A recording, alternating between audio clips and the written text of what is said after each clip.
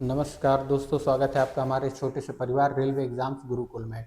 यहाँ पर हम रेलवे से संबंधित सभी एग्जामों को धीरे धीरे करके कवर करेंगे और बहुत अच्छे तरीके से कवर करेंगे। चाहे आपका एनटीपीसी हो, एएलपी हो, है ना, एएलपी का मेंस हो, एनटीपीसी का मेंस हो, आरपीएफ हो, ग्रुप डी हो, सारे एग्जाम्स को बहुत अच्छे से कवर करेंगे। साथ साथ में यहाँ पर केवल आपको पढ़ना नहीं है, यहाँ पर अगर आपको सिलेक्शन चाहिए तो आपको क्या पर्सनल गाइडेंस की जरूरत पड़ेगी। अब देखिए होता क्या है, बच्चे ऑनलाइन तो पढ़ाई कर कर लेते हैं, लेकिन उनका सिलेक्शन फिर भी नहीं हो पाता। आपने देखा होगा जितने बच्चे 99% बच्चे ऑनलाइन पढ़ रहे हैं उनका किसी का सिलेक्शन नहीं होता। लास्ट टाइम पे एग्जाम में जाने के बाद वो यही बोलते हैं, जब एग्जाम से बाहर आ रहे होते हैं, एएलपी के पेपर में भी आपने ये सुना होगा कि जब वो हॉल से बाहर आ रहे होते हैं तो यही बोलते हैं कि ऑनलाइन पढ़ के बेकार किया बात। ठीक है, अब यहाँ पे होता क्या है, बेकार क्या चीज होती है, जब तक बच्चा टीचर के साथ कनेक्ट होके नहीं पढ़ता तब तक उसका सिलेक्शन नहीं होता। बात समझे, यानी उसे खुद की मेहनत करनी होती है, लेकिन खुद की मेहनत जब वो करे और किसी चीज में जब वो अटकता है तो वहां पर उसे टीचर का सपोर्ट मिलना बहुत जरूरी है। इसके लिए यहाँ पर आप देखोगे एक व्हाट्सएप नंबर लिखा हुआ है ना। जैसे ही आप मैथ लगाने बैठे, ठीक है, मैथ लगाने बैठते हैं, 4-5 क्वेश्चन जैसे ही आपने लगाए आ गए, उसके बाद मान लीजिए 4-5 क्वेश्चन नहीं आते हैं तो बच्चे मैथ की किताब बंद कर देते हैं, ठीक है ना। अब यहाँ पर आपको करना क्या है कि जब भी आप मैथ में कहीं पर भी किसी भी क्वेश्चन में फंसते हैं तो उस क्वेश्चन को की आपको फोटो खींचना है और व्हाट्सएप पर सेंड कर देना है 8005207759 पर, ठीक है ना। कुछ ही देर में आपको उसका सॉल्यूशन मिल जाएगा। इससे होगा ये कि आप उस क्वेश्चन पे फिर अटकेंगे नहीं, वहां से उसे सीख कर आप अगले क्वेश्चन पर बढ़ जाएंगे बात, ठीक है ना। तो आपका मैथ पढ़ने में जो आपका जो रुचि खत्म हो जाती है बीच बीच में, वो चीज आपकी बनी रहेगी। तो यहाँ पर आप मुझसे डायरेक्ट इंटरेक्ट भी कर सकते हैं।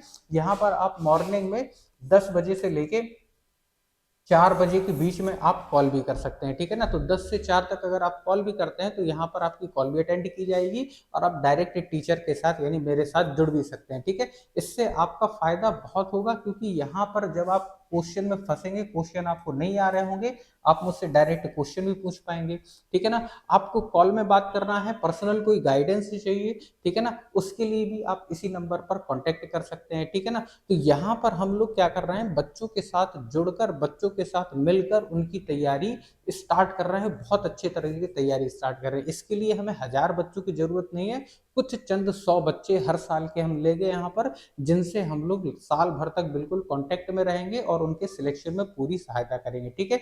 यानी अगर आप 1 साल के अंदर सिलेक्शन चाहते हैं तो हमारे साथ जरूर जुड़े, चैनल को सब्सक्राइब कर दें, नंबर को नोट जरूर कर लें, सेव कर लें, कि ताकि अगर कोई दिक्कत आती है एग्जाम से रिलेटेड या फिर मैथ से रिलेटेड तो आप इस नंबर पर कांटेक्ट कर सकते हैं। इस नंबर पर व्हाट्सएप के थ्रू कोशिश करिए मैसेज अपना भेज दें, बट ठीक है ना। तो यहाँ पर आपकी सारी समस्याओं का समाधान हो जाएगा, ठीक है ना। तो यहाँ पर हम एक्चुअली ये है ना कि कम से कम 100 बच्चे ही, जैसे 1000 लोग वीडियो देखते हैं तो 1000 लोग पढ़ने वाले नहीं होंगे, उसमें से कम 100 बच्चे ऐसे होंगे जो सीरियस होंगे, ठीक है।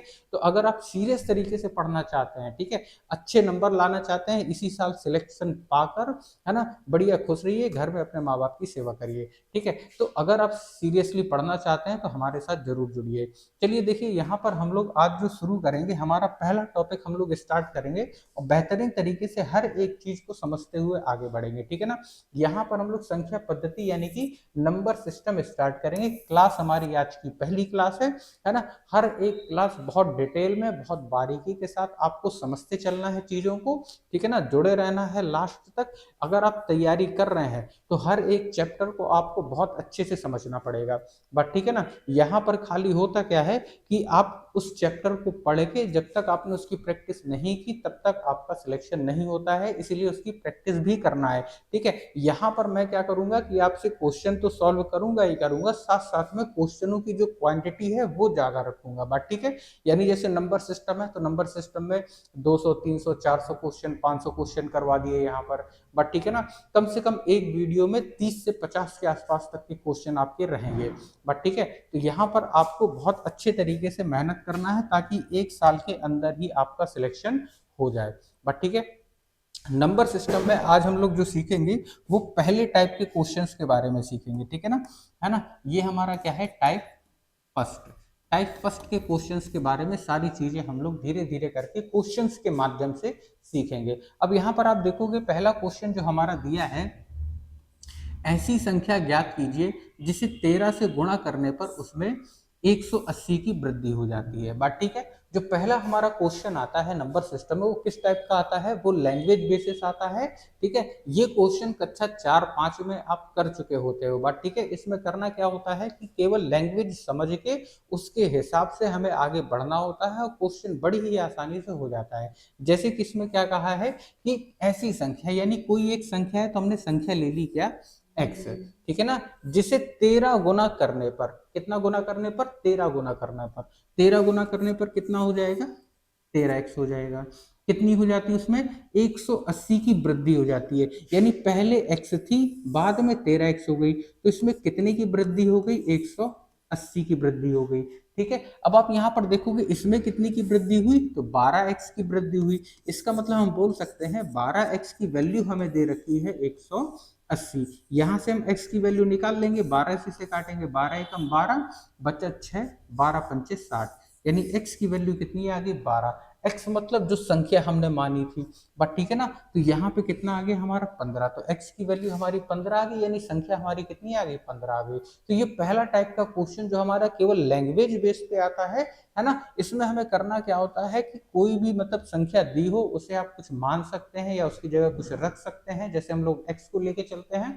अब ये भी चीज आपको ध्यान रखना है कि आपके मन में यूट्यूब में ये बैठा दिया है कि एक्स लेना बेकार है, जो एक्स लेते हैं वो पुराने तरीकों से करते हैं, ये वो दुनियादारी, तो ऐसा कुछ भी नहीं होता। आप देखोगे 2-4 क्वेश्चन के बाद वो खुद भी एक्स लेने लगते हैं, ठीक है ना। और जब कोई क्वेश्चन ट्रिकी बेस पे आ जाएगा तो उसे बताएंगे कि देखो एक्स नहीं लिया हमने, बट ठीक है। तो ऐसा आपको बिल्कुल नहीं करना है, ये मन में गलत धारणाएं आप लोग बना के चलते हो, बट ठीक है। यहाँ पर जिस तरीके से जो क्वेश्चन बड़ी आसानी से सॉल्व हो जाता है, हमें वो तरीका पकड़ना होता है, बट ठीक है। अगर वो तरीका हमारा चाहे सिंपल है चाहे हार्ड है, उससे फर्क नहीं पड़ता। अगर हमें वो तरीका एक बार आ गया तो चाहे वो जितना लंबा तरीका हो, हम उसे अपने मन से सरल कर सकते हैं, कम समय में कर सकते हैं। ठीक है, बचपन में आपने ये बहुत किया है, लेकिन जैसे जैसे आप बड़े होते जाते हो आपके दिमाग को, आपके माइंड को ब्लॉक कर दिया जाता है। ठीक है, नई नई चीजें, उल्टी सीधी चीजें बता बता के। बात समझे। इसके बाद देखो अगले क्वेश्चन पे चलते हैं। देखिए यहाँ पे क्या लिखा है, दो संख्याओं का गुणनफल 1800 है। ठीक है, दो संख्याओं का गुणनफल कितना है, 1800।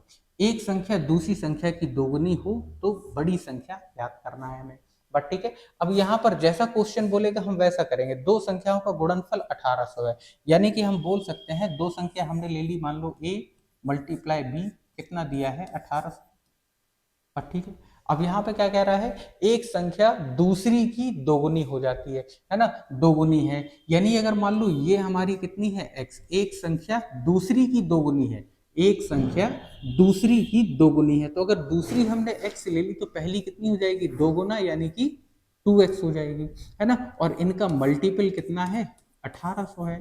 ठीक है ना। अब देखो 2x मल्टीप्लाई x कितना हो जाएगा, 2x² इक्वल टू कितना, 1800। अब आप देखोगे 2 से 1800 काटोगे कितना आ जाएगा, 900। तो एक्स स्क्वायर बराबर कितना आ गया हमारा, 900 आ गया। 900 का मतलब क्या, ये होता है 30 का स्क्वायर। स्क्वायर से स्क्वायर हम हटा देंगे, एक्स की वैल्यू कितनी आ जाएगी, 30 आ जाएगी। इसका मतलब हम बोल सकते हैं कि जो हमारी ये छोटी संख्या है जिसे हमने x माना था, ये कितनी है, 30। इसका मतलब बड़ी संख्या 2x वाली हो गई, दोगुनी वाली। तो अगर ये 30 है तो ये कितनी हो जाएगी हमारी, 60 हो जाएगी। उसने पूछा क्या है, दोगुनी हो तो बड़ी संख्या क्या होगी, तो बड़ी संख्या यानी कि 60 हमारी क्या हो जाएगा, आंसर हो जाएगा। बात ठीक है। यहाँ पर मैं आपको बहुत पुराने से लेके यानी कि 1997 इतने पीछे से लेके हम लोग अभी तक के सारे रेलवे के क्वेश्चंस लगाएंगे लाइन से, बट ठीक है ना। तो हमें ये भी नहीं देखना है कि केवल जो टीसीएस में क्वेश्चन है वो ही करना है, ऐसा ये भी आपके मन में एक प्रकार से भ्रम बैठा दिया गया है कि जो टीसीएस आ गया उसी के क्वेश्चन लगाना है, उसी के क्वेश्चन लगाना है आपको, ऐसा नहीं है। जितने पहले आ चुके हैं वो सभी क्वेश्चन आपको लगाना है, ठीक है ना। टीसीएस क्या कोई नए क्वेश्चन अपने मन से बनाता है क्या, नहीं बनाता। वो उन्हीं पुराने क्वेश्चनों को अलग अलग तरीके से मॉडिफाई करके आपको देता रहेगा, ठीक है। और मॉडिफिकेशन भी कितना होता है, केवल और केवल 10%। एएलपी वाले बच्चे समझ गए होंगे, जिन्होंने पेपर दिया था, टीचर्स ने इतना हुआ बना बना दिया था कि कठिन आएगा, ऐसा आएगा, वैसा आएगा, टीसीएस के क्वेश्चन पूछे जाएंगे। ठीक है, आपने देखे होंगे एएलपी के जो बच्चे आए होंगे उनसे आपने पूछा होगा मैथ कैसे आई थी, मैथ कोई खास कठिन नहीं आई थी, वैसी ही आई थी जैसे पहले आती थी। ठीक है ना, तो हर एक चीज बहुत आसानी से आराम से समझते हुए चलना है ना, बड़ी आराम तरीके से हम लोग सारी चीजें कर लेंगे। ठीक है, अब देखिए यहाँ पर question number third, question number third में आप देखोगे यहाँ पे क्या बोला गया है कि यदि किसी संख्या का 2/3 उसी संख्या के 7/3 से घटाया जाए। ठीक है ना, यदि किसी संख्या का 2/3 उसी संख्या के 7/3 से घटाया जाए तो परिणाम संख्या से 2 अधिक होता है, वह संख्या बताइए। ठीक है, अब जैसे ही हमने देखा क्वेश्चन की लंबाई हमारी हो गई, क्वेश्चन की लंबाई हमारी होगी 3 लाइन की। ठीक है, अब यहाँ पे आप देखोगे कि जब भी आपकी क्वेश्चन की लंबाई थोड़ी सी बढ़ जाए, ठीक है, तो हमें क्वेश्चन पूरा एक सांस में नहीं पढ़ना होता है। एक सांस में पढ़ोगे जब क्वेश्चन तो आप उसे 2 से 3 बार पढ़ोगे, लेकिन हमें करना कैसे होता है, एक ही बार में क्वेश्चन को पढ़ते हुए सॉल्व करना होता है। ठीक है, अब वो सॉल्विंग आपके आधी दिमाग में होना चाहिए और आधी आपके पेन से होना चाहिए, डायरेक्ट हो जाए और अच्छी बात है, बट ठीक है, तो सारी चीजें सीखना है हमें। तो क्वेश्चन हमें पूरा एक बार में नहीं पढ़ना होता है, धीरे धीरे करके क्वेश्चन में एक एक स्टेप करके पढ़ेंगे। देखो यहाँ पे क्या लिखा है, जैसे शुरू करेंगे, यदि किसी संख्या का 2/3, ठीक है, तो हमने संख्या ले लीजिए, संख्या ले ली मान लीजिए x, इसका 2/3 यानी कि 2/3, यही कह रहा हूं। यदि किसी संख्या, संख्या हमने x ले ली, का 2/3 यानी कि 2/3 उसी संख्या के 7/3 से घटाएं, है ना, तो उसी संख्या के 7/3 से घटाएं, यानी ये हमारी क्या आ जाएगी, पहली आ जाएगी, किससे, 7/3 से घटाएं। ठीक है ना, तो परिणाम, है ना, यानी ये जो परिणाम निकल के आया, ये क्या निकल के आया, परिणाम निकल के आया, संख्या से 2 अधिक होगा, संख्या से 2 ज्यादा होगा, यानी अगर इसमें से हम संख्या माइनस कर देंगे तो हमारा कितना आना चाहिए, 2 आना चाहिए। बात समझे। अब यहाँ पे देखो बच्चे क्या बोल रहा है कि यदि किसी संख्या का 2/3, तो संख्या हमने किसे ले ली, x को ले ली, संख्या हमने किसे ले ली, x को ले ली, ठीक है ना, उसका 2/3 तो हमने 2/3 लिख दिया। ठीक है, तो एक स्टेप ये हो गया। दूसरा स्टेप, उसी संख्या के 7/3 से घटाने पर, उसी संख्या के 7/3 से घटाने पर, ये दूसरा स्टेप हो गया। अब 7/3 को हमने आगे क्यों लिखा, क्योंकि यहाँ पे देखो क्या बोल रहा है, 7/3 से घटाया जाए, 7/3 से घटाया जाए, इन चीजों पे ध्यान रखना है। अगर आपने जल्दबाजी में 2x/3 माइनस 7x/3 कर दिया तो गलत हो जाएगा, बस समझे। तो यहाँ पर आपको इन चीजों का ध्यान देना होता है बस, ठीक है ना। तो यहाँ पे क्या कह रहा है, 7/3 से घटाया जाए, तो हमने इसे रख लिया आगे और -2/3x ये कर दिया इक्वल, और यहाँ पे क्या कह रहा है आगे, तो जो परिणाम है, परिणाम मतलब यहाँ से लेके ये जो पूरा परिणाम है, संख्या से 2 अधिक है, संख्या से 2 अधिक है, संख्या मतलब x, x से 2 ज्यादा है, बड़ा है, इसीलिए हमने पहले लिख दिया -x = 2, है ना। तो वह संख्या क्या होगी, यानी x का मान हमें बताना है। अब यहाँ पर क्या करेंगे, हम इसे सॉल्व कर लेंगे, बट ठीक है। अब इसे अब अगर सॉल्व करोगे तो यहाँ पे एलसीएम कितना आ जाएगा, हमारा 3 आ जाएगा, ये कितना बचेगा, 7x - 2x, ठीक है ना, और यहाँ पे हमारा x बचा = 2। अब ऊपर आप देखोगे तो कितना बचा हमारा, 5x बचेगा, 3 माइनस का x = 2, यहाँ पर 1 ले लेंगे, एलसीएम कितना आ जाएगा, 3, यानी 5x - 3x = 2। अब आप अगर इसे देखोगे तो 5x - 3x कितना हो जाएगा, 2x हो जाएगा, अपॉन में 3 = 2। अब आप देखोगे ये वाला 2 से ये वाला 2 कैंसिल, तो x = कितना आ गया, 3 आ गया, है ना। तो बड़े आराम से हमारा हो गया, जैसे ही हमारी इक्वेशन बन गई, इक्वेशन हमारी सही बनी, आंसर हमारा सही निकल के आ जाएगा, ठीक है ना। तो स्टेप बाय स्टेप पढ़ने का ये एक फायदा रहता है, बात ठीक है। चलिए देखिए अगला क्वेश्चन देखते हैं। अगला क्वेश्चन देखिए क्या बोल रहा है, क्वेश्चन नंबर 4,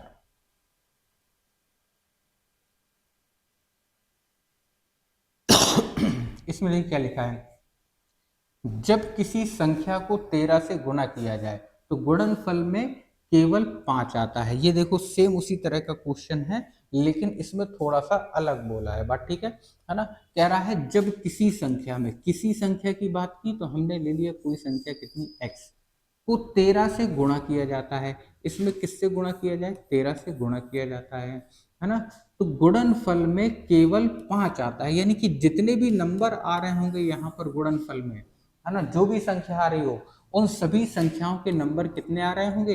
5 आ रहे होंगे। वह छोटी संख्या कौन सी है ये बताना है, वह छोटी संख्या कौन सी है ये बताना है। तो बच्चे इस तरह के क्वेश्चनों में हमें करना क्या होता है, हमें ये देखना है कि ऑप्शन कितने दिए हैं।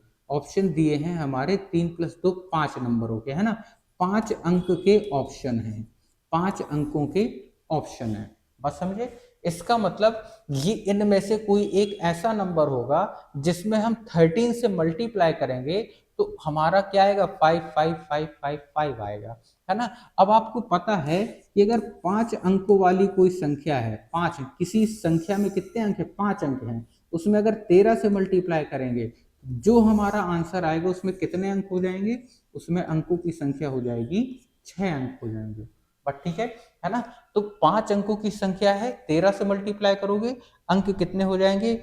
6 हो जाएंगे। इसका मतलब जो 5 आएंगे वो कितनी बार आएंगे? 6 बार आएंगे, है ना। 1 2 3 4 5 6 बार क्या आ जाएंगे? 5 आ जाएंगे हमारे।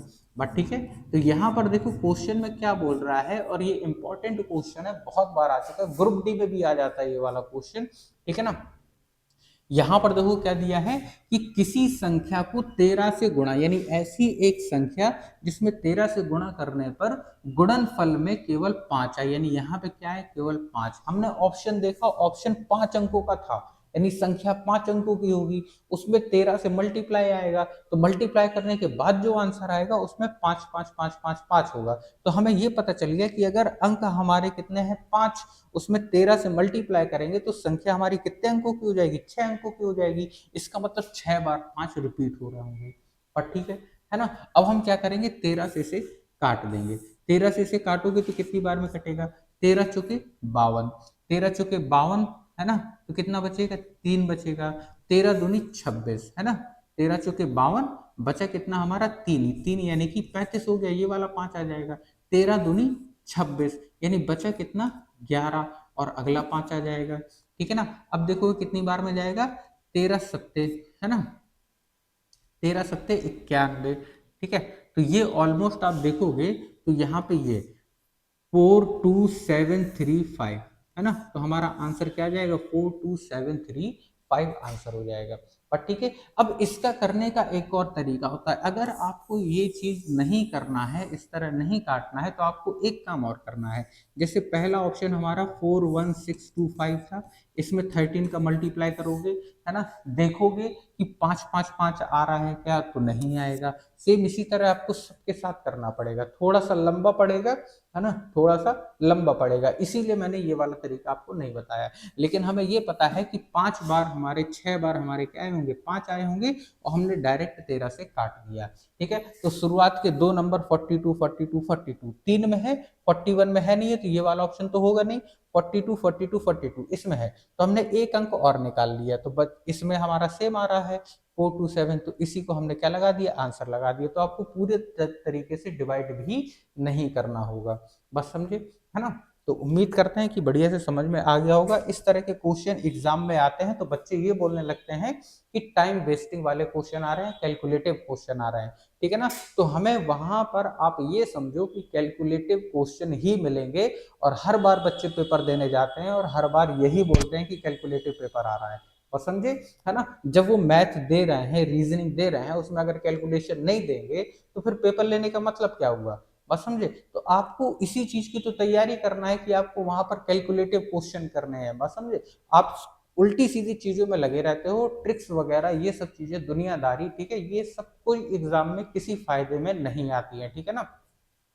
तो इन सब चीजों में आपको नहीं पढ़ना है, ठीक है। आपको प्रॉपर तरीके सीखने हैं, मेथड सीखने हैं, ताकि हर एक चीज आप बड़े आराम से कर पाओ। क्वेश्चन सिंपल आए, कठिन आए, सरल आए, कोई फर्क नहीं पड़ना चाहिए, है ना। जैसा भी है हमारा क्वेश्चन हमारे लिए सही होना चाहिए, सही आंसर निकलना चाहिए, बात समझे, है ना। तो हमें उल्टी सीधी चीजें नहीं सीखनी होती, यहाँ पर हमें केवल उन्हीं चीजों पर फोकस करना होता है जो एग्जाम में आएंगे, ठीक है। तो कैलकुलेशन के लिए हमें हमेशा तैयार होना रहता है, बट ठीक है। अब यहाँ पे देखो क्वेश्चन नंबर 5, दो संख्याओं में अंतर 14 तथा उनका योग 20 है ना। जैसा कहेगा हम वैसे ही करेंगे। दो संख्याओं में अंतर, यानी दो संख्या हमने ए और बी मान ली, अंतर कर दिया, लिख दिया कितना 14।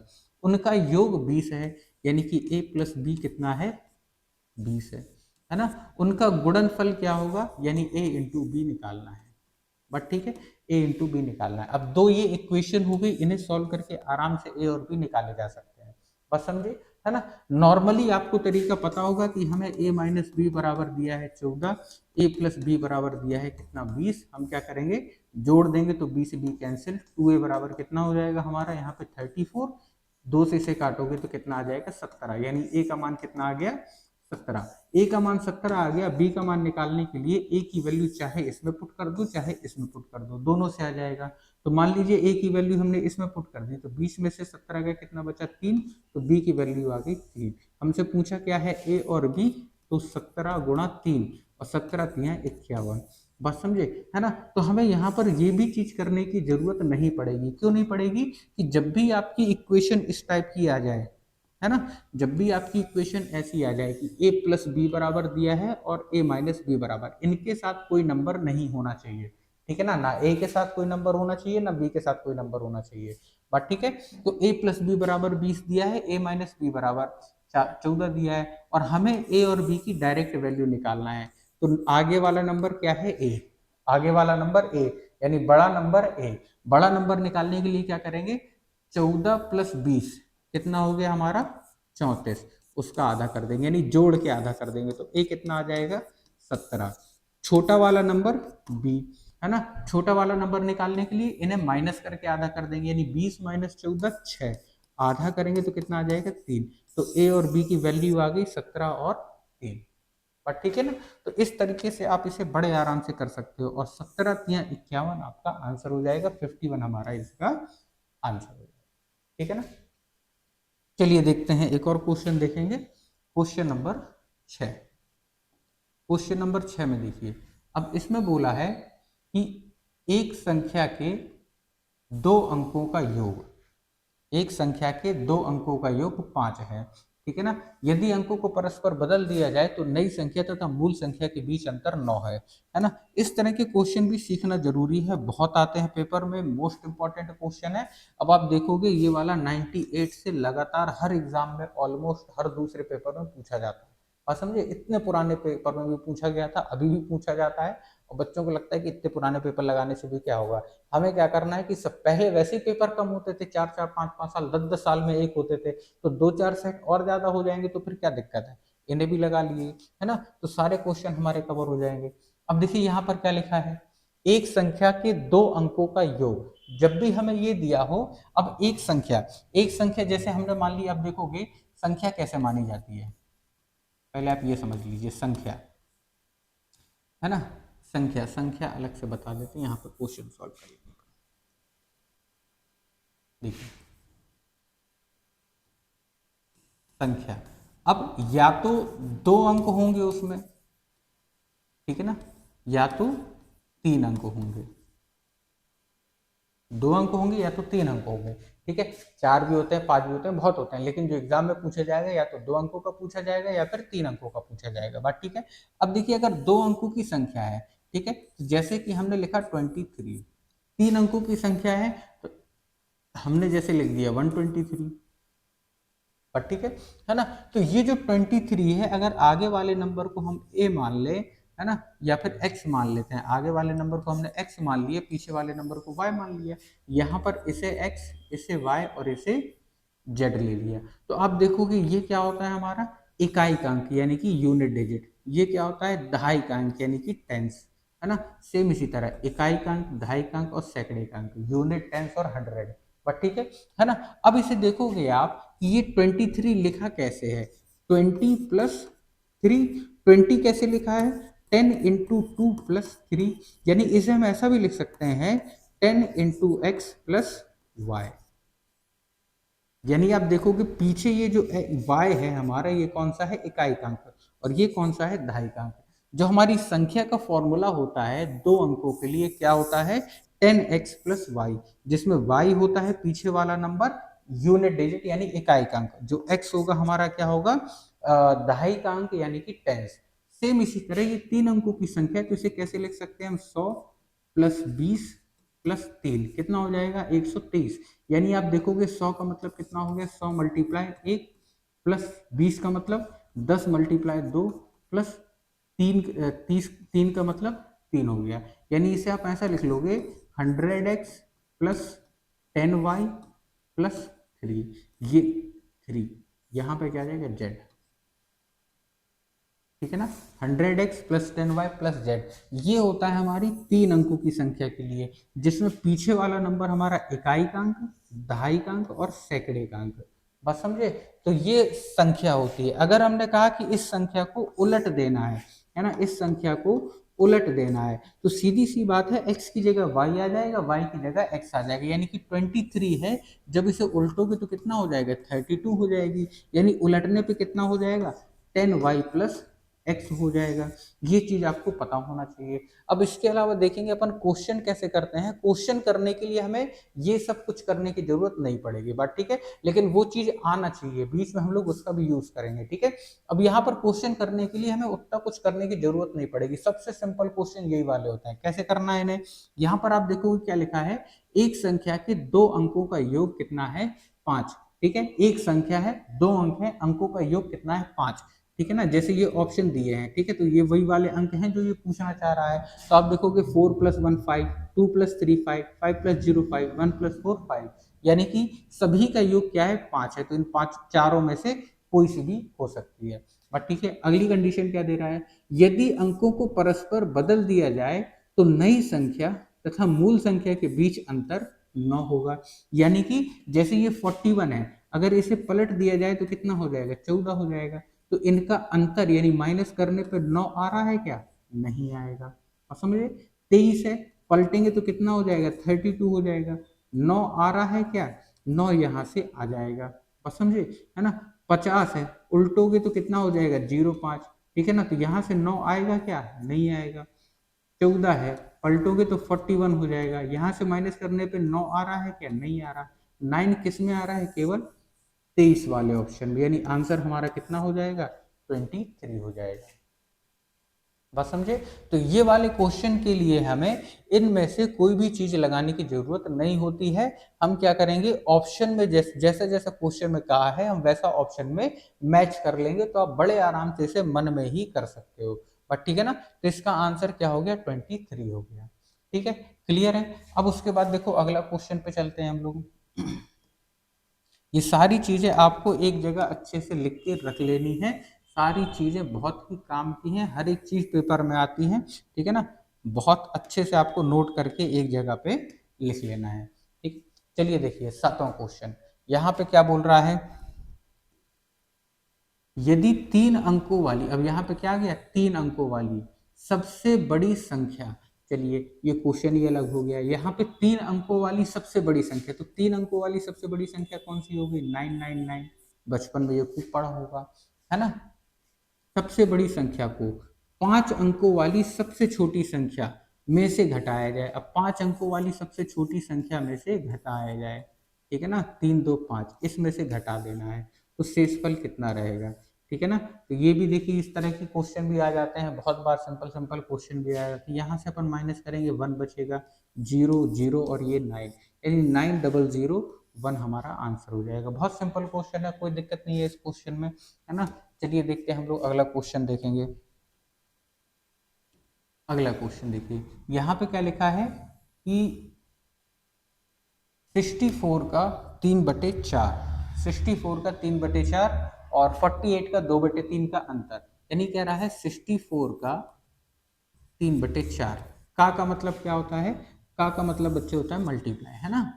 और 48 का 2/3 का अंतर यानी माइनस कितना होगा, 4 से इसे काटोगे 16, 16 3 48, 3 से इसे काटोगे कितना आ जाएगा, 3 एकम 3 3 18 और 16 दूनी 32, 48 माइनस 32 कितना हो जाएगा 16 हो जाएगा। आंसर कितना आ गया हमारा 16, इसका आंसर आ जाएगा। ये भी बहुत सिंपल क्वेश्चन है, बचपन में इस तरह के बहुत किए होंगे, है ना, जवानी में भी आ जाते हैं। चलिए देखिए यहाँ पर क्वेश्चन कठिन नहीं आते, क्वेश्चन आपके वही हैं जो आपने कक्षा 8-9 तक पढ़े हैं, बस उनका मॉडिफाइड वर्जन आपके सामने यहाँ पर रख दिया जाता है और उनके करने को अपन को शॉर्ट तरीके से करने की चीजें ढूंढना चाहिए, यानी कि बेहतर तरीका हमें ढूंढना चाहिए।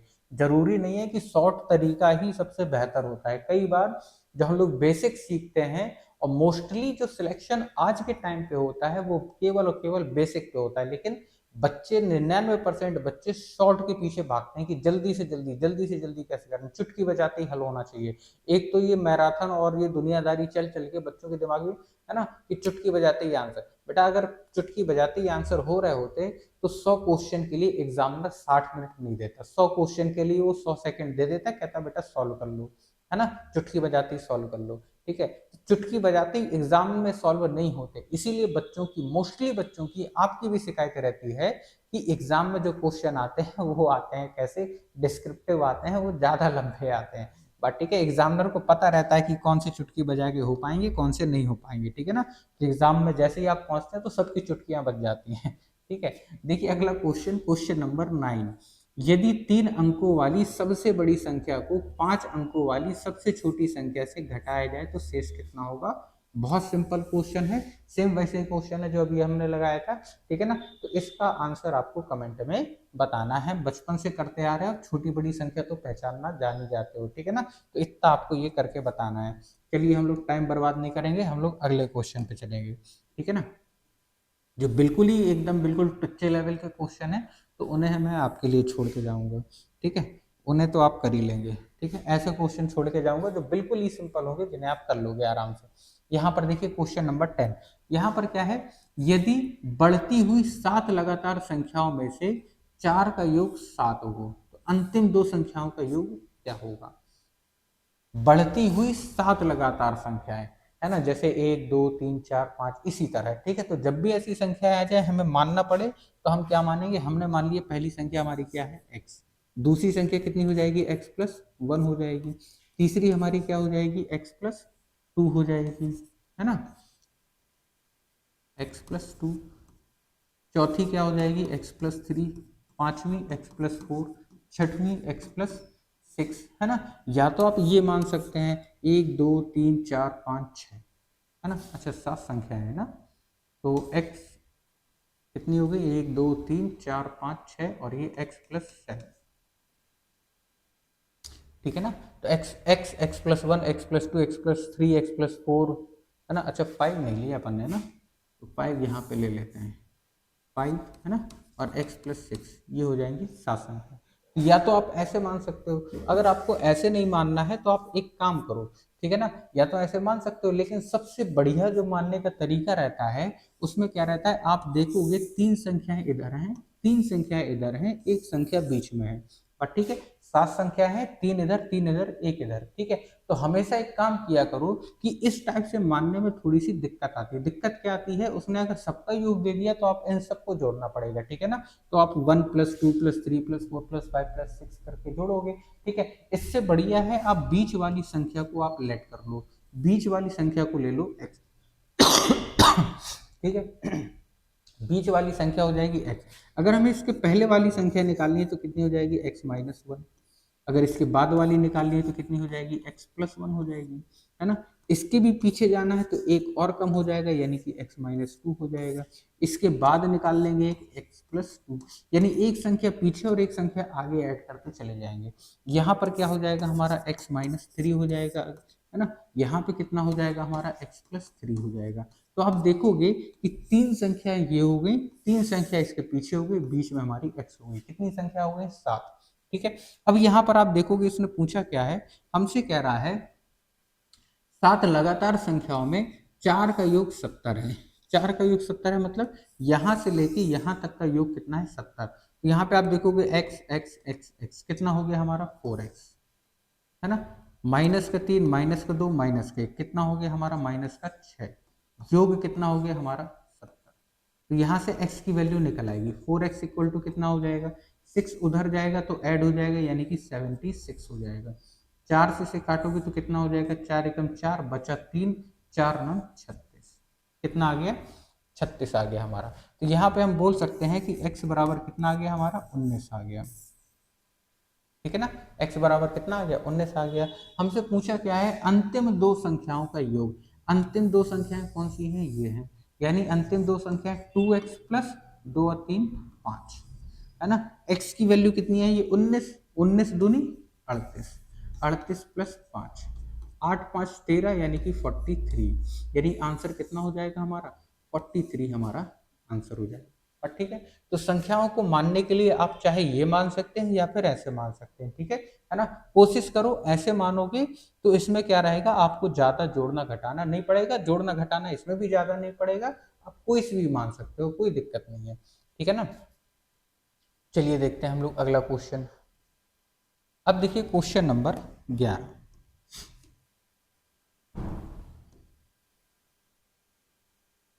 क्वेश्चन नंबर 11, यहां पर आप देखोगे क्या लिखा है, दो संख्याओं का योग 16 है तथा उनका गुणनफल 55 है, उनके व्युत्क्रमों का योग बताना है। व्युत्क्रम मतलब क्या होता है रेसिप्रोकल, व्युत्क्रम मतलब रेसिप्रोकल यानी कि उल्टा। अब देखिए क्या दिया है यहाँ पर दो संख्याओं का योग, यानी हम बोल सकते हैं a प्लस बी बराबर कितना दिया है 16, दो संख्याएं a और b हो गया, उनका गुणनफल यानी कि उनका मल्टीप्लाई यानी a इंटू बी दिया है हमें कितना 55, ठीक है। उसके बाद उनके व्युत्क्रमों का योग, व्युत्क्रमों का योग यानी कि a का उल्टा 1/a, b का उल्टा 1/b, इसका योग हमें क्या करना है बताना है।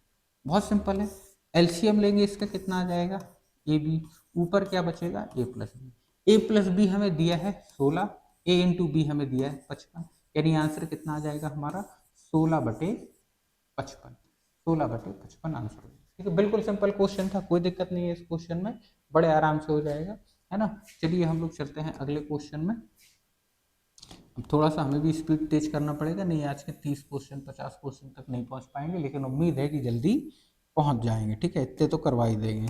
अब यहाँ पर देखो एक क्वेश्चन यहाँ पर आप देखोगे कि बड़े ही लंबे चौड़े तरीके से एक इक्वेशन दे दी है, क्या दे दी है 115 सही 2/3 माइनस 13 सही 1/7 प्लस 22 सही 1/5, ठीक है, इसे जोड़ के बताना है, ठीक है। अब इसके करने के दो तरीके हैं, या तो आप ऐसा करो 115 में 3 का गुणा करो फिर 2 जोड़ो तो जो भी आएगा वो बटे 3, है ना। लेकिन ऐसा करने से पहले आपको पता है कि जैसे हमने लिखा 1 सही 1/2, इसका मतलब क्या होता है 1 + 1/2, हमने लिखा 3 सही 5/7, इसका मतलब कितना होता है 3 + 5/7, समझे। इसका मतलब ये जो लिखा है इसका मतलब कितना है 115 + 2/3।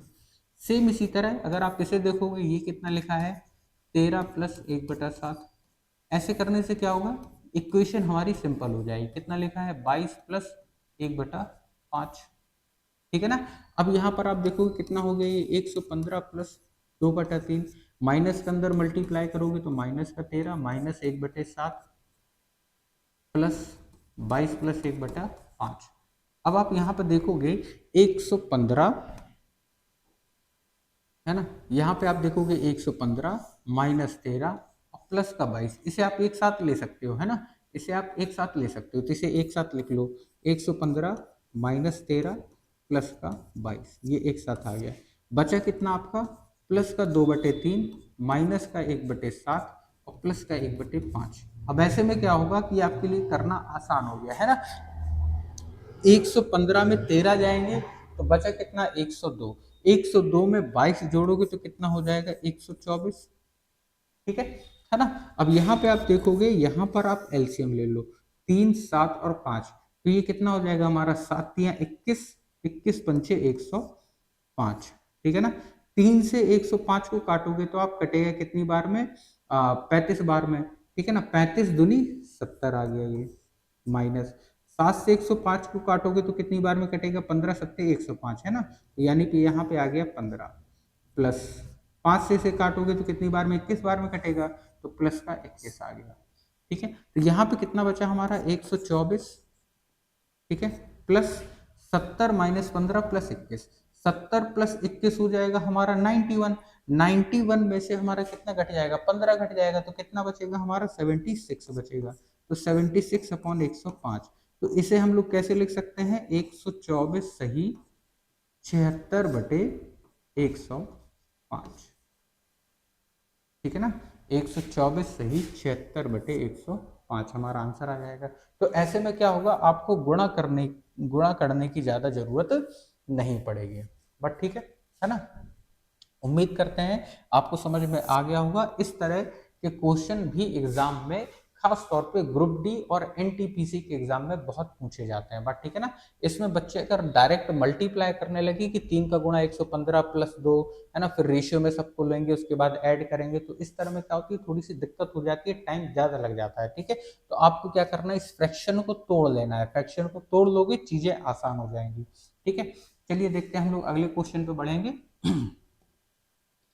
अगला क्वेश्चन देखिए। अगला क्वेश्चन हमारा है, यहाँ पे आप देखो क्या लिखा है, 1295 और 1591 को जब निम्नतम पद में घटाया जाता है तब क्या होगा। यानी कि क्या लिखा है, 1295 बटा 1591, कुल मिला के हमें इसे क्या करना है, काटना है, डिवाइड करना है। बट ठीक है ना। अब देखिए इस तरह के नंबर दिए जाते हैं, क्वेश्चन देखने में बहुत इजी है। जैसे मैंने लिख दिया कि 12/16, इसे निम्नतम पद में निकालना है, तो हम क्या करेंगे, 4 से कट रहे हैं, 4 से काट देंगे, 4 3 12, 4 से 16। अब ये नहीं कट रहे हैं किसी चीज से, है ना, तो यानी कि 3/4 हमारा क्या हो जाएगा, आंसर। सेम इसी तरह से हमें इसे करना है कि किस नंबर से ये कट रहे हैं उस नंबर से हम इसे काट देंगे और वो हमारा आंसर हो जाएगा। लेकिन यहाँ पर दिक्कत ये है कि हमें वो कटने वाला नंबर भी तो नहीं पता कि किस नंबर से ये कटेगा, क्योंकि नंबर हमारा हमेशा यहाँ पर बड़ा होगा, छोटा नंबर नहीं होगा, और इसे आप देख के अंदाजा नहीं लगा पाओगे। बात ठीक है। लेकिन यहाँ पर हमें ये पता है कि जैसे मैंने यहाँ पर लिखा, क्या लिखा, 12/16 लिखा था, है ना, क्या लिखा था, 12/16 ये मैंने लिखा था।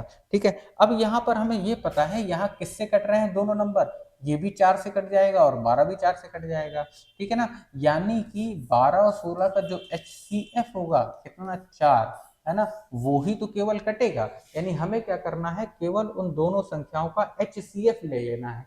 और समझे, 12 और 16 का HCF कितना, 4, इसका मतलब हम समझ गए कि ये कितनी बार में कटेगा, 4 बार में, है ना, 4 3 12, ये भी 4 से कट जाएगा, 4 से 16, आंसर कितना, 3/4। इसका मतलब हमें करना क्या है, हमें इन दोनों का क्या लेना है, HCF। और ठीक है, क्या लेना है, HCF। HCF निकालने के लिए सबसे बढ़िया तरीका है कि बड़ा नंबर कितना है, 1591, छोटा नंबर कितना है, 1295। बट ठीक है ना, इनको माइनस कर दो। जब आप माइनस करोगे तो यहाँ से बचेगा हमारा कितना, यहाँ से बचा हमारा 6, यहाँ से बचेगा 9 और यहाँ से बचेगा 2, 296। अब आप देखोगे 296 क्या 1295 को काटेगा, नहीं काटेगा। क्यों, क्योंकि ये विषम है, ये सम है, तो इसमें सम नंबर नहीं होना चाहिए, यानी कि 2 से ये मतलब नहीं कटना चाहिए।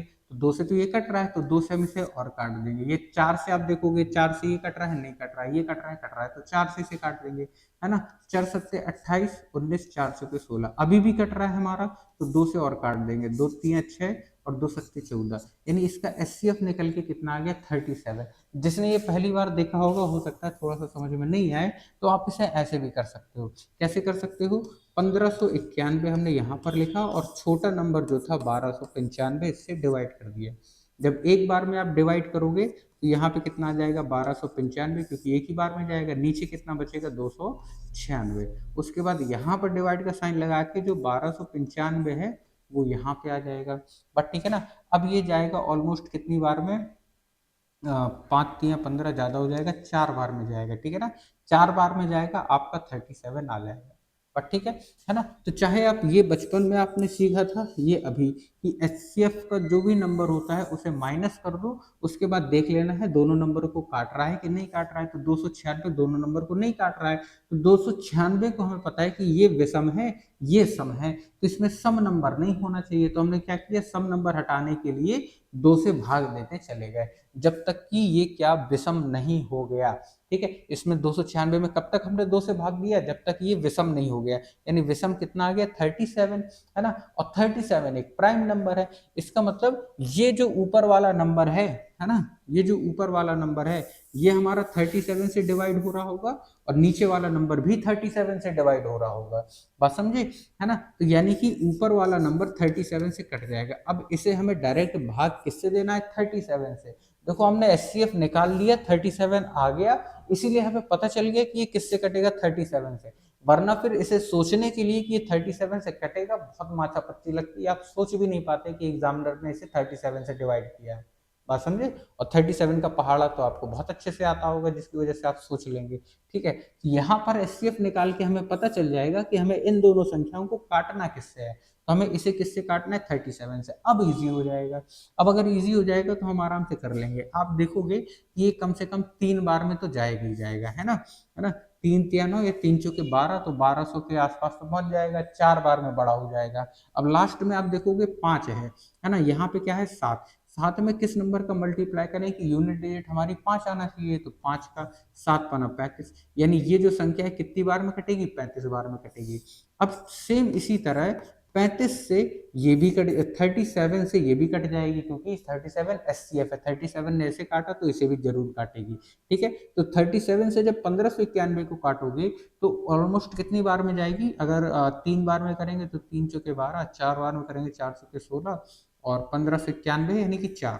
ठीक है, लास्ट में एक है, यहाँ पर 7 है, तो 7 में किस किस नंबर का मल्टीप्लाई करें, 7 में किस नंबर का मल्टीप्लाई करें यूनिट डिजिट 1 आ जाए। तो 7 तिया 21 होता है, यानी लास्ट में कितना होगा, 3 होगा। 7 तिया 21, तभी का एक अंक हमारा 1 आएगा। अब आप देखोगे 37 से 37 कैंसिल, कितना बचेगा हमारा, 35/43 निकालने का सबसे बेस्ट तरीका है 35/43। तो इसका आंसर कितना आ जाएगा, 35/43।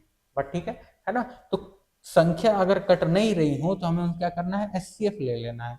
तो HCF हमें ये बता देगा कि दोनों संख्याएं किससे कट रही हैं, है ना, क्योंकि इस तरह के क्वेश्चन बहुत आते हैं पेपर में, खास तौर पे ग्रुप डी और NTPC के पेपर में भरे रहते हैं ये। ठीक है ना, तो आपको ये भूलना नहीं है, हमें सबसे पहले HCF निकाल लेना है। चलिए देखिए अगला क्वेश्चन, अगला क्वेश्चन हम लोग देखेंगे।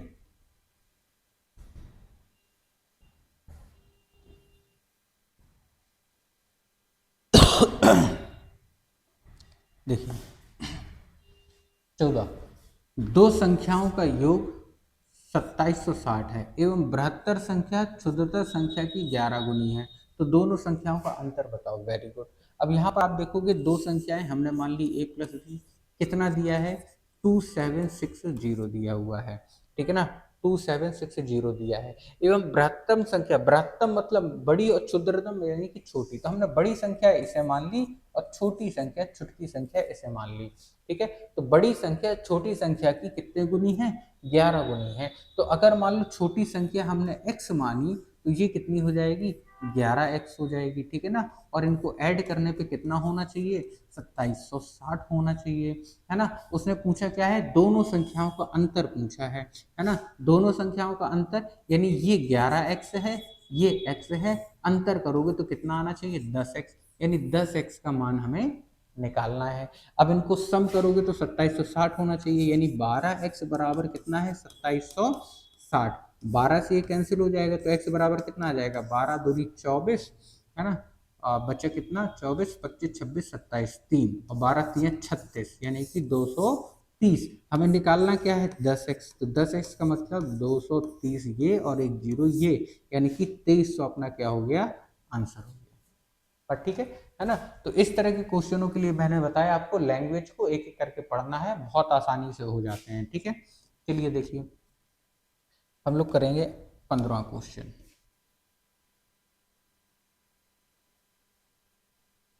ठीक है, देखो दो संख्याओं का गुणनफल 336 है, सेम उसी तरह का क्वेश्चन हो गया। दो संख्याओं का गुणनफल यानी a इंटू बी हमने ले लिया 336, उनका योगफल कितना है, योगफल उनके अंतर से 32 अधिक है। अब देखो यहाँ पे क्या कहा है, उनका योगफल, हमने पहले योगफल लिखा है ना, उनके अंतराल से यानी कि अंतर से, यानी a माइनस बी से 32 अधिक है, तो योगफल कितना ज्यादा है, 32 ज्यादा, यानी इसमें से अगर ये घटाएंगे तो कितना आना चाहिए, 32 आना चाहिए। ठीक है ना, और संख्या हमसे पूछी है, चलिए सॉल्व कर लेते हैं। a plus B minus minus minus क्या हो जाएगा, प्लस हो जाएगा, b इक्वल टू 32। अब यहाँ पे आप देखोगे a से कैंसिल, 2b इक्वल टू कितना आ गया, 32 आ गया। b इक्वल टू कितना आ गया, हम 2 से काट देंगे, 16 दूनी 32, यानी कि b आ गया 16। अब अगर इस 16 का मान हम यहाँ पे रख दें तो a की वैल्यू प्राप्त हो जाएगी हमें, है ना। तो यहाँ पे जब आप रखोगे a इंटू 16 बराबर 336, 16 से इसे काटोगे, 16 दूनी 32, एक 16 एकम 16, यानी a बराबर कितना आ गया हमारा 21, यानी एक संख्या हमारी हो गई 21 और दूसरी संख्या हमारी निकल आई 16, यानी 21 और 16 इसका क्या हो जाएगा, आंसर हो जाएगा। पर ठीक है ना। ये भी लैंग्वेज वाले क्वेश्चन बहुत आते हैं पेपर में, छोटी छोटी लैंग्वेज रहती है लेकिन कंफ्यूजन करने वाली लैंग्वेज भी रहती है, ठीक है। चलिए देखिए अगला क्वेश्चन हम लोग देखेंगे। अब देखिए ये वाला क्वेश्चन एक बार दोबारा से आ गया, डिवाइड करने वाला। बट ठीक है, मैंने बताया था आपसे इंपॉर्टेंट क्वेश्चन है, बार बार एग्जाम में इस तरह के बहुत क्वेश्चन पूछे गए हैं एग्जाम में इस तरह के, ठीक है। और जब भी इस तरह के क्वेश्चन आते हैं बच्चे इसमें यही नहीं पता लगा पाते कि ये कटना किस नंबर से है। यहाँ पे देखो नंबर क्या दिया है, 1419 और 1551। आप डायरेक्ट इसे देख के नहीं बता सकते कि ये किस नंबर से कटेगा, ठीक है, लेकिन हम बता सकते हैं कैसे। सबसे पहले क्या करेंगे, एचसीएफ ले लेंगे, ठीक है। एचसीएफ निकालने के लिए मैंने अभी बताया क्या करना है, बड़े नंबर में से छोटे नंबर को माइनस करना है। माइनस करोगे तो ये कितना बचेगा, 2, ये बचेगा आपका 4, है ना, 42 बचा आपका, ठीक है। और यहाँ से कितना बचेगा, 1, 142, है ना। अब हमें पता है जो एचसीएफ आएगा वही हमारा क्या होना चाहिए, एलसीएम। जो एचसीएफ आएगा 142, वो दोनों को काटना चाहिए। तो 142 दोनों को काट रहा है क्या, नहीं काटेगा, क्यों, क्योंकि ये विषम है और ये सम है। तो इस सम संख्या को क्या करेंगे, विषम बना लेंगे। विषम बनाने के लिए 2 से भाग देंगे, 2 से भाग दोगे कितना जाएगा, 2 सत्ते 14 और 2 एकम 2, ठीक है। कितना आ गया हमारा, 71 आ गया। इसका मतलब हम बोल सकते हैं कि ऊपर वाली संख्या 71 से कट रही होगी और नीचे वाली संख्या भी 71 से कट रही होगी, बात ठीक है। अब आप देखोगे हमने किया क्या, हमने कुछ नहीं किया। यहाँ पे नंबर हमें दिया था 1419 और 1551, ठीक है ना। अब यहाँ पे हमने क्या किया, सबसे पहले हमें निकाल लेना है एचसीएफ। बड़ा नंबर क्या, 1551 ऊपर, 1419 नीचे, दोनों को कर दिया माइनस, ठीक है। 9 से 1 जाएगा, मतलब 1 में से 9 जाएगा, कितना बचेगा, 2 बचेगा। यहाँ पे बचा 4, अरे ये देखो, अच्छा हुआ दोबारा बता दिया, नहीं तो फिर गड़बड़ हो जाता, है ना, माइनस ही गड़बड़ हो गया था। यहाँ पे आप देखोगे ये बचेगा 2, यहाँ पे कितना, 4, 4 में से 1 गया 3, ठीक है ना, और यहाँ पे 5 में से 4 गया 1, ये आएगा, ठीक है। तो इसे विषम बनाने के लिए, क्योंकि ये दोनों विषम है तो ये भी विषम होना चाहिए, तो विषम बनाने के लिए 2 से डिवाइड कर देंगे, ठीक है। 2 से डिवाइड करेंगे, 2 6 12 और 2 6 12, फिर 2 से कट जाएगा, 2 से काटोगे, 2 3 6, 2 3 6, ये क्या आ गया, विषम संख्या आ गई, है ना। ये विषम है, वो भी विषम आ गई, इसका मतलब 33 दोनों को डिवाइड कर रही होगी। अब हमें संख्या पता चल गई कि हमें इससे काटना किससे है, 33 से काटना है, ठीक है ना। तो इस तरह से संख्या को पता लगाना है, ठीक है। अब आप देखोगे जब हम 1419 को 33 से काटेंगे तो कितनी बार में कटेगा, है ना। ये आप देखोगे तो 4 तिया 12, यानी कि पहली संख्या तो आ जाएगी 4, 5 तिया 15 ज्यादा हो जाएगी, है ना, और 3 तिया 9 बहुत छोटी हो जाएगी, तो 4 तिया 12 ये बीच में पहुंच जाएगी, ठीक है। उसके बाद उसके बाद अगर आप देखोगे लास्ट में यहाँ पे क्या है, 3 और यहाँ पे क्या है, 9, यानी इकाई का अंक 9 होना चाहिए। तो 3 में किसका मल्टीप्लाई करें कि इकाई का अंक 9 हो जाए, 3 का, यानी अगली संख्या क्या हो गई हमारी, 43 हो गई, बहुत ईजी, है ना। अब नीचे वाली संख्या एचसीएफ हमारा 33 आ रहा था, मतलब ये भी हमारी किससे कटेगी, 33 से कटेगी, 33 से कटेगी, काट लेते हैं, 5 तिया 15, 5 चौकी 20, 4 तिया 12, 15, ठीक है ना। तो ये कितनी बार में जाएगी, हम लोग 4 ले लेते हैं, 4 तिया 12, क्योंकि यहाँ पे 3 है तो ऑलमोस्ट पास में पहुंच जाएंगे, ठीक है। यूनिट डिजिट क्या है, 1 है, यहाँ पे इकाई का अंक कितना है, 3, तो 3 में किसका मल्टीप्लाई करें कि 1 आ जाए, तो कितना आ जाएगा हमारा, 7 तिया 21, ठीक है, 7 तिया 21, तो यानी कि यहाँ पे 7 तिया 21, इकाई का अंक 1 आ जाएगा, है ना। अब यहाँ पे आप देखोगे 33 33 कट जाएंगे, कितना बचेगा, 43/47, यानी आंसर कितना आ गया, 43/47 आंसर आ गया, पर ठीक है ना। तो बड़े आराम से ये कर लोगे क्वेश्चन, इस तरह के अगर एग्जाम में आ जाते हैं। अगर आप डायरेक्ट निकालने बैठे कि ये 33 से कटेगा, कैसे पता लगेगा, दुनिया भर की चीजें, तो वो नहीं हो पाती हैं, ठीक है। तो सबसे पहले हमें एचसीएफ चाहे आप माइनस करके निकाल लो, चाहे डिवाइड मेथड जो आपने बचपन में पढ़ा होगा उससे निकाल लो, दोनों में कोई खास अंतर नहीं है, बट ठीक है। जिससे आप एचसीएफ निकालोगे, जिससे आप ज्यादा मतलब सुइटेबल रहोगे निकालने के लिए, वो मेथड आपके लिए सबसे बेस्ट है। बट ठीक है, ये आपको ध्यान रखना है। ठीक है, चलिए देखिए अगला क्वेश्चन यहाँ पर देखिए।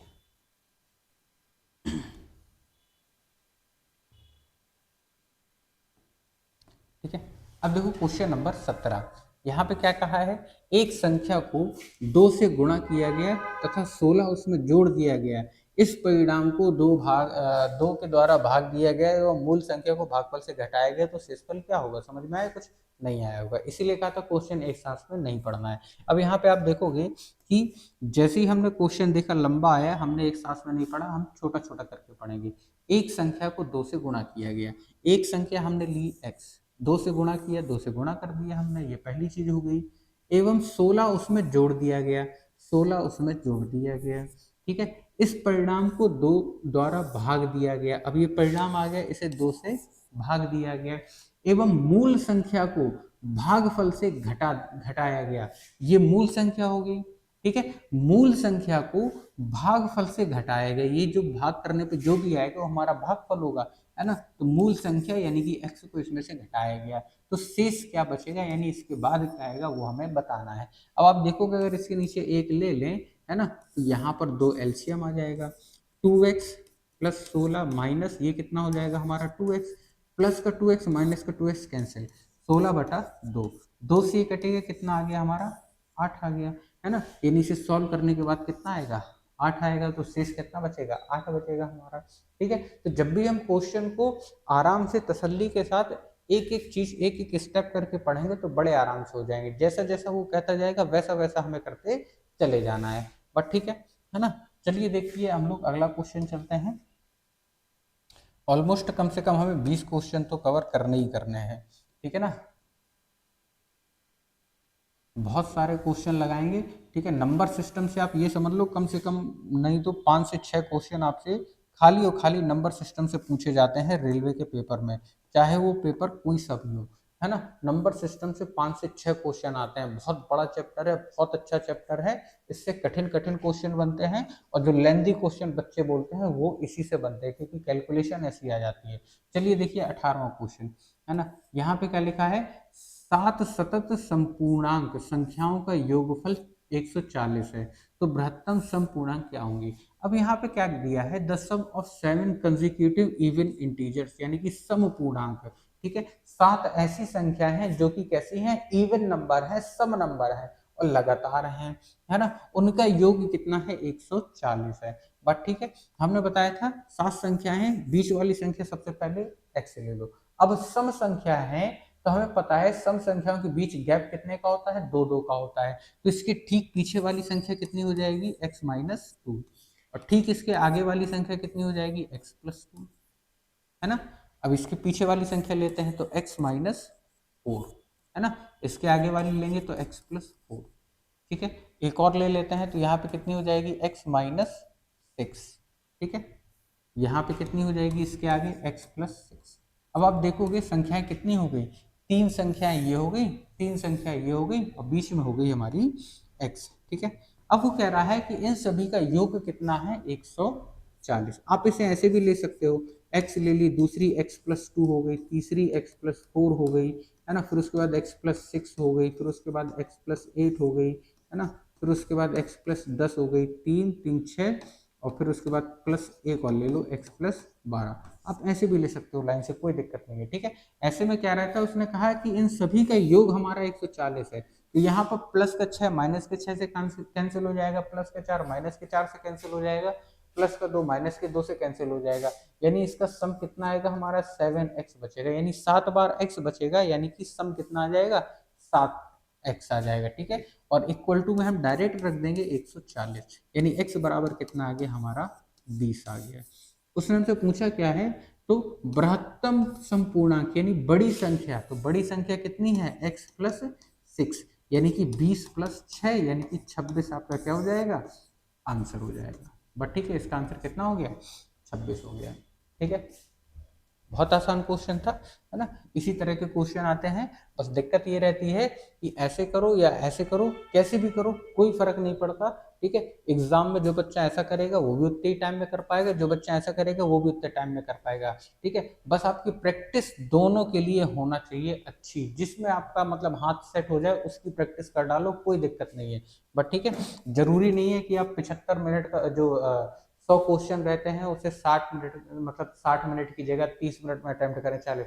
आप 50 मिनट में भी अटेम्प्ट करोगे, 50 मिनट 55 मिनट में भी अटेम्प्ट करोगे तो भी कोई दिक्कत नहीं है। जो बच्चा तेजी से कर रहा होगा उसके लिए टाइम भी उतना है ना, और उसके लिए भी लास्ट में टाइम कम ही पड़ जाता है, ठीक है ना।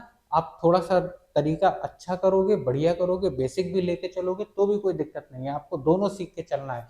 आपको एक बेस्ट तरीका रख लेना है कि इस क्वेश्चन के लिए हमारा ये बेस्ट तरीका है, बस खत्म बात। उस पर आपको ना तो किसी और चीज पे ध्यान देना है, बस उसी तरीके की बढ़िया से प्रैक्टिस कर लेना है। जब आप एक ही तरीके की बार बार प्रैक्टिस करोगे तो वो तरीका ही आपके लिए शॉर्टकट बन जाएगा, शॉर्ट ट्रिक बन जाएगी, अप्रोच बन जाएगी, सब कुछ वही बन जाएगा।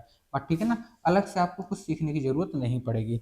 चलिए देखिए इसी बात पे अगला क्वेश्चन, क्वेश्चन नंबर 19।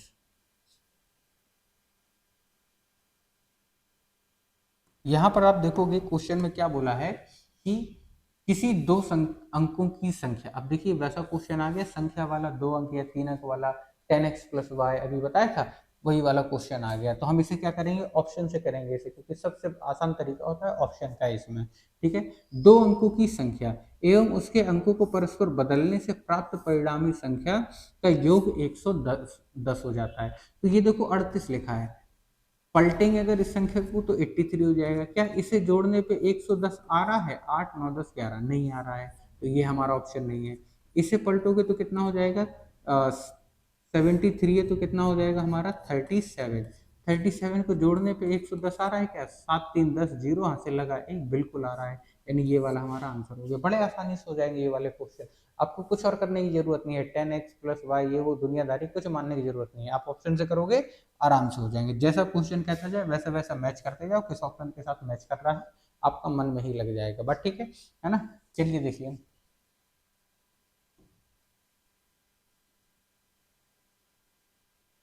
यहाँ पर देखो 20वां क्वेश्चन, दो संख्याओं में अंतर 14 तथा उनका योग 20 है। ये भी इसी तरह का एक क्वेश्चन अभी अपन ने किया था।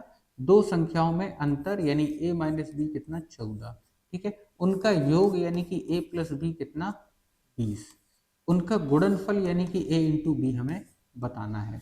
और ठीक है ना, ध्यान करो अभी थोड़ी देर पहले ये लगाया था, मैंने बताया था बड़ी संख्या आगे वाली होती है यानी a का मान निकाल लेना है, छोटी संख्या पीछे वाली होती है यानी b का मान निकाल लेना है।